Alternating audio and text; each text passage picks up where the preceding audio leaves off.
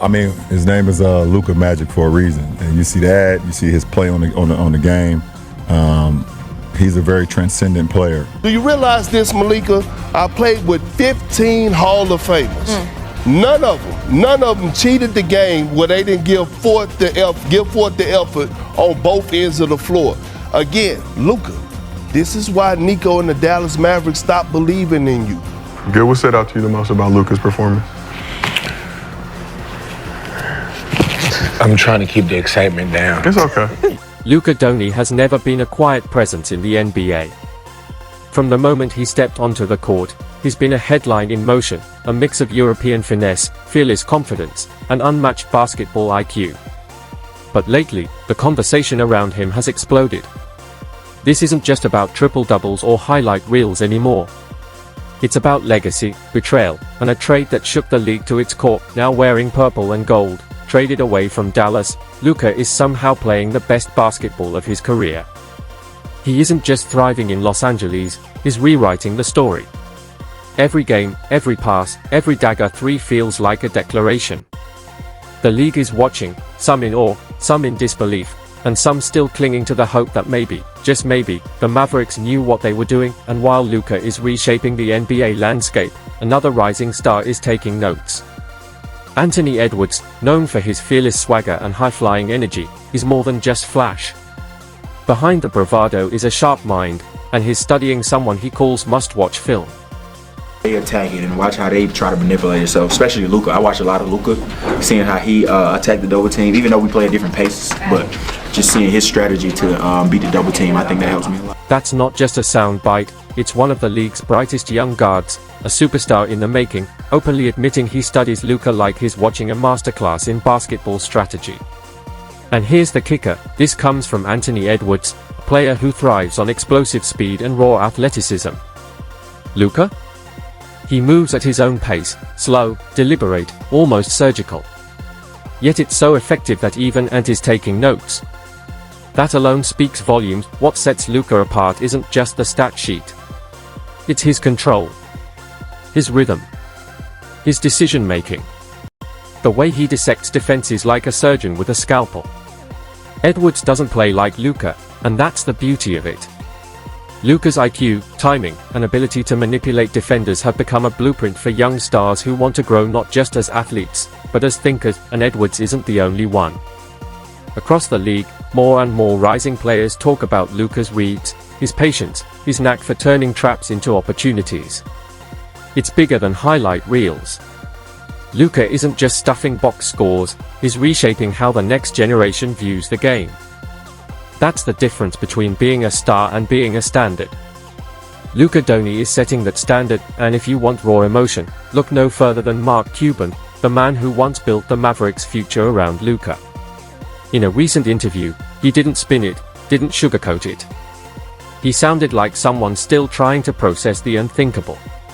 Hard being in that position to go, you know, this guy, you like the guy, you go, this is a skilled guy, but you have to look at a team's needs. And yeah, it is, right? Because you develop personal relationships, you know, with them. And like, I love Luka, right? You know, we weren't best buddies, but I would text him all the time and DM him and, you know, try to, you know, I would give him all these motivational quotes, even gave him books to read and stuff to read, you know, and so we had a good relationship, got along great with his dad. Let that sink in. Cuban didn't just admit it was tough, he sounded like a man going through a breakup. Texts, quotes, books, late-night DMs, he was invested. This was personal. And you can still hear the sting in his voice. This wasn't some cold, calculated front office move. This was the same man who once fought tooth and nail to keep Dirk Nowitzki in Dallas. The same man who celebrated every Luka buzzer beater like a kid on Christmas morning. Now, he's on the outside looking in, watching Luka drop MVP numbers in Los Angeles. Every word carries a trace of regret. Because when an owner starts reminiscing about sending his superstar motivational quotes, you know deep down, he wishes it all went differently, and Cuban's not the only one.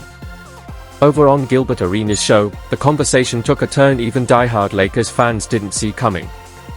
Gilbert wasn't just asking where Luka ranks among today's greats. He was asking something bigger. Something heavier. figure out how fast do I put him in my top 5. Yeah. Laker? Top 5 Laker? Top right? What? Is that top 5? All time. A top 5 Laker?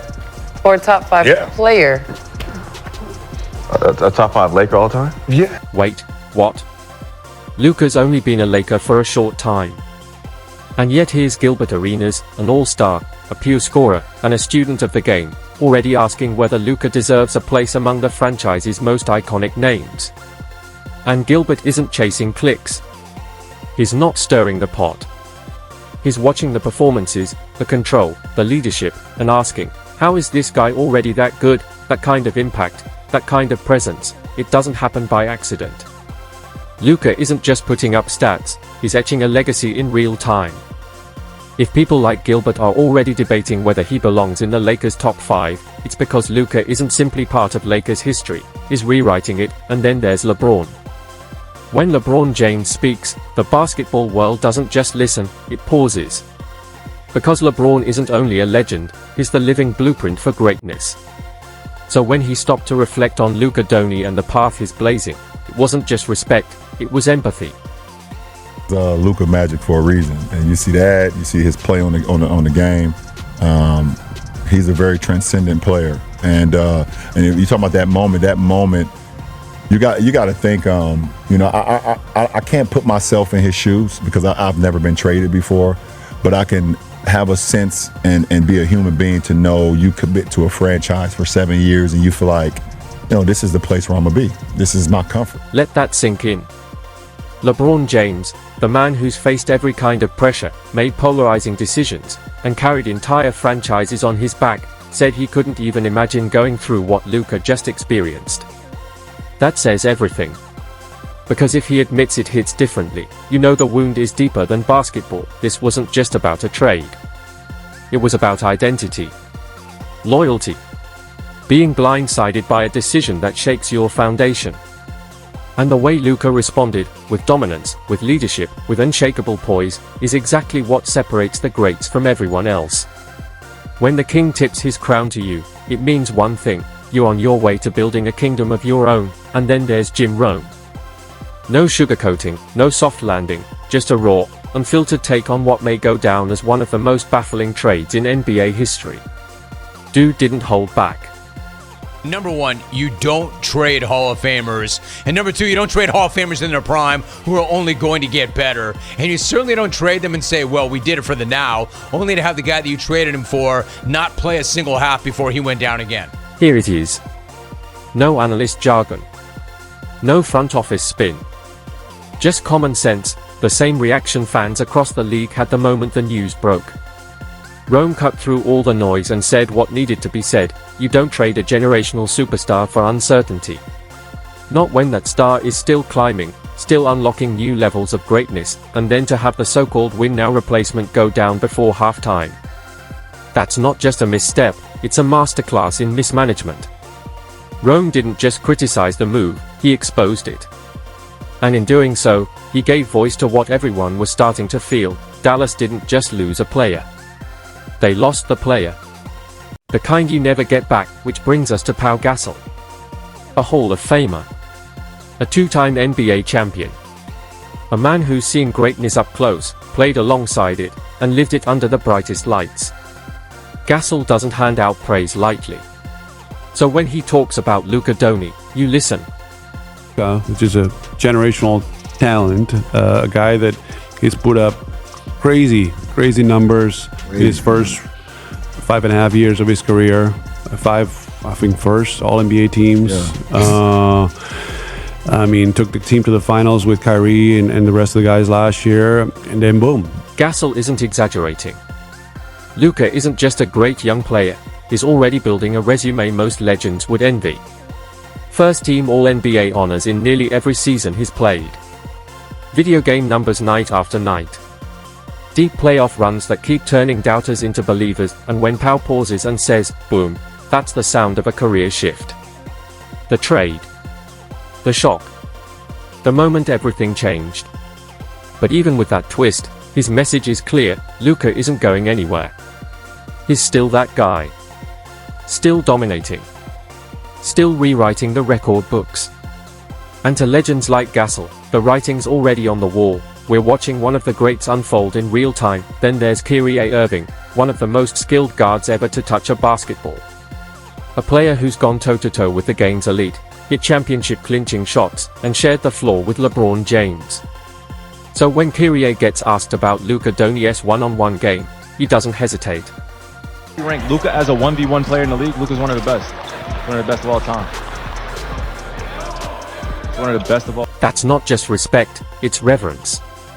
And coming from Kyrie, a walking highlight reel with a Hall of Fame handle, it means everything. He's seen Luka up close, shared the floor with him, and watched him dismantle defenders with footwork, strength, patience, and impossible shot making. This isn't hype, it's first-hand recognition. Luka doesn't overwhelm you with flash, he breaks you down with precision. And when someone like Kyrie Irving calls him one of the best isolation players ever, that's not a compliment, it's a warning. Over on Locked On Lakers, the praise for Luka Doncic reached rarefied air. They weren't just talking about his stats or his highlight reels. They were talking about his gravity, the way defenses bend, shift, and scramble the moment he touches the ball, even when he isn't stuffing the box score. Fans pointed out that, the Spurs weren't seemingly aware that this was a night Luka wasn't shooting well, or I was thinking, or they are aware, but that's just the power of a player like Luka. This happens with LeBron. We covered Kobe for 10 years. There would be games, or hell, even times post-Achilles with Kobe, where Kobe was, at that point, a shell of himself physically. He would still draw doubles. That kind of comparison? That's legacy level. When your very presence demands a double team, when defenses panic at the thought of you finding a rhythm, that's greatness. Kobe had it. LeBron has it. And now Luka does too. Even on an off night, defenders are glued to him. Not because he might go off, but because they know he can.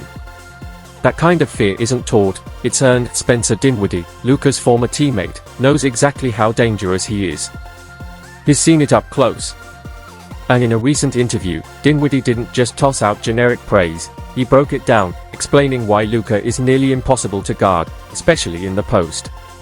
At the post game, it changes that conversation with L because, you put a small guy on L, like he's really walking you to the block. Christmas. Like Shay's bump fade off the block, that's more like ISO two-man game. Like Luka really bury you. Like he'll just walk you down, push shot it, 3 feet. You know what I'm saying? What Dinwiddie described isn't flash, it's fundamental dominance. Luka isn't isolating like most guards. He's playing chess on the low block, using size, patience, and footwork to punish mismatches. That slow, deliberate walk to the rim? It's intentional. He's wearing defenders down, waiting for the smallest mistake, and by the time it happens, it's already too late. While other perimeter stars rely on speed or quick pull-ups, Luka brings a throwback toolkit sharpened by modern IQ. Bigs can't switch onto him, and small guards don't stand a chance. Dinwiddie's insight cuts through all the noise. Luka isn't just a scorer or a playmaker. He's a bully on the block with the mind of a point guard. And that combination is nearly unguardable, ask Austin Reeves. Now sharing the court with Luka Doncic in Los Angeles, Reeves didn't mince words. To him, it wasn't just about teaming up with a superstar, it was about playing alongside a killer. One thing that I think everybody knows about Luka is he's a killer. Like he's at the end of the day, he wants to go win, and I've been able to watch him for a long time in this league, and that was one thing that I was really excited about. Teaming up with him was at all costs. He wants to go out there and win. That last line says it all. At all costs. Luka isn't just talented, he's wired differently. And when someone like Austin Reeves, who's battled alongside LeBron James on the biggest stages, calls Luka a killer, you know it's real. There's a different level of respect that comes from watching someone will their team to victory. It's not just the points or the assists, it's the control, the pace, the ability to own the moment. Luka shows up when it matters most. And now that Reeves has a front row seat, He knows exactly what kind of firepower the Lakers are working with, because when you've got a killer on your side, especially one with Luka's IQ, craft, and unshakable confidence, every game feels winnable. Every possession feels dangerous. And every opponent? They know what's coming. They just can't stop it, and it's not just the NBA feeling the shockwaves. Luka's trade sent ripples across the entire sports world. Even CD Lamb, the NFL star wide receiver, admitted he was stunned, just like the rest of us. Ask you about this, and I feel like you'll be good to answer this because it's basketball. What do you think about that Luka shit, bro? How do you feel about that, bro? I ain't gonna lie. They killed the city with that one. Bro. I wasn't even expecting that. I don't even know. Brutal. I think that happened at I don't even know what time it happened. But I remember where I was when I saw it and I thought it was fake. Because I saw it on a tweet and it didn't have, it was just a tweet, just the words. You know what I'm saying? You know how they do a mass. I thought it was fake too. Yeah. That's how deep the trade cut. It wasn't just basketball fans in disbelief, it was athletes across other leagues, stopping in their tracks, rereading the tweet like everyone else. No breaking graphic. No hype video. Just a plain text post that felt too wild to be real, and when the city's NFL star says, they killed the city with that one, you understand the magnitude. Luka wasn't just a basketball decision, he was a cultural cornerstone. Losing him wasn't about losing a player, it was losing a symbol, a future, a connection the entire city had built around him. For CD Lamb and the rest of Dallas, that moment won't fade. It's one of those, remember where you were, moments, etched into the city's memory forever, which brings us to Jeannie Buss. When the owner of the Los Angeles Lakers speaks, you listen. She's seen superstars come and go. She's watched legends walk through the tunnel at Staples Center and deliver historic performances in front of the most electric fan base in basketball. But even she admits, when Luka Doncic arrived in Los Angeles, the magnitude of it all was bigger than anyone could have imagined. Global impact it would have. I mean, I knew it was going to be a big story in the NBA, but he really is a global superstar. How big is this move going forward? It's going to be a lot of fun. Our fans are already ecstatic. And I love that he wears 77 because we've never had, if he was wearing 24, it's like, sorry, you can't wear 24, it's retired. But 77, we've never had. So what kind of excitement is Luka bringing to the Lakers, a franchise already steeped in championship lore? Jeannie Buss isn't just talking about adding a great player. She's talking about a cultural event, one with international resonance. Luka's arrival didn't just grab basketball headlines, it dominated global sports news, that number 77 jersey. It's no longer just a number. In Los Angeles, it's already iconic. A fresh chapter. A new identity. A global superstar carving out his legacy in a city built on basketball greatness, and the validation keeps pouring in. Jaw-dropping statements from Gilbert Arenas. Reverence from Pau Gasol. Strategic admiration from Anthony Edwards. Respect, bordering on empathy, from LeBron James. One thing is crystal clear, Luka Doncic isn't just another young star. He's the defining force of this NBA era. Everywhere you turn, the conversation comes back to Luka. His name doesn't just appear in MVP debates, it anchors them. His highlights don't just trend, they dominate timelines. His passes feel like illusions. His footwork snaps defenders. His mind shreds scouting reports. Rookie or vet, role player or Hall of Famer, everyone's watching Luka, the trade that shook the league. It didn't break him. It supercharged him. Instead of folding, Luka thrived. Instead of fading, he got brighter. And now, under the blinding lights of Los Angeles, he's elevated both his game and his brand to a level that feels unstoppable. This isn't just a new chapter for Luka Doncic. It's the story of the NBA's present and its future.